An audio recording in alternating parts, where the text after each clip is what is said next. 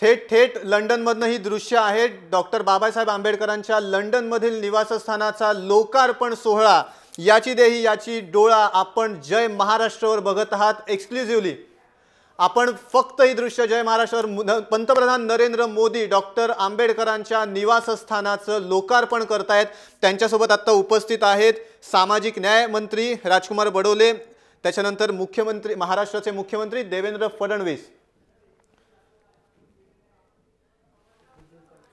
आंबेडकरांच्या लंडन मधल्या निवासस्थानाचा लोकार्पण सोहळा एक्सक्लुझिव्हली तुम्ही जय महाराष्ट्रवर बघताय. नरेंद्र मोदींनी आत्ताच या घरात प्रवेश केलेला आहे.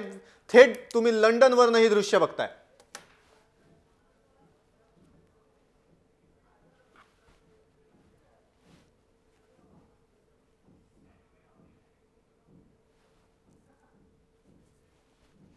एकोणीसशे 21 ते 22च्या दरम्यान लंडन स्कूल ऑफ इकॉनॉमिक्स इथे शिक्षण घेत असताना भारतरत्न डॉक्टर बाबासाहेब आंबेडकर यांनी याच घरात 1 वर्ष वास्तव्य केलेलं होतं.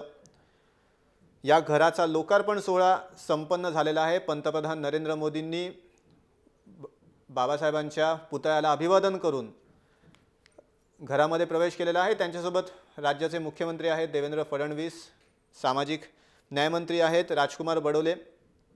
थेट दृश्य बघतोय आपण लंडनवरनं.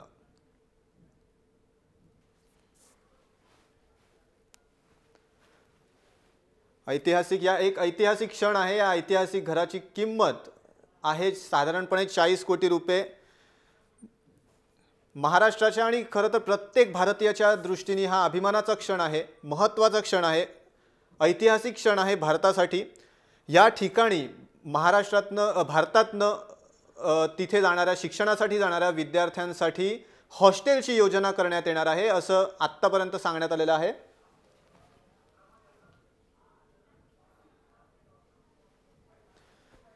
भारतातनं लंडनमध्ये शिकण्यासाठी जाणाऱ्या गोरगरीब विद्यार्थ्यांना हॉस्टेलसाठी सोय केली जाणार आहे या घरामध्ये. आणि असं जर झालं तर ती भारतरत्न डॉक्टर बाबासाहेब आंबेडकरांना खरंच एक श्रद्धांजली म्हणायला लागेल.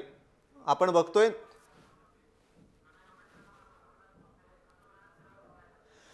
आपण जाऊया बाबासाहेबांचे वंशज आहेत प्रकाश आंबेडकर यांच्याकडे. प्रकाशजी, पंतप्रधान पोचलेले आहेत यात घरात. काय आत्ता पहिली भावना काय वाटते?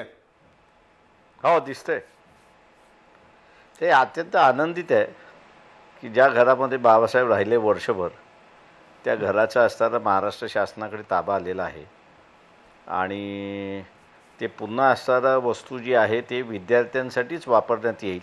कारण का बाबासाहेबसुद्धा लंडनला ज्यावेळेस राहत होते त्यावेळेस ते विद्यार्थीच होते आणि विद्यार्थ्यांसाठीच वापरल्या जाईल ही मला वाटते एक फार चांगली गोष्ट आहे आणि त्याच्यासाठी महाराष्ट्र शासनाने त्याचा वापर करावा हा आमचा आग्रह त्या ठिकाणी राहणार आहे.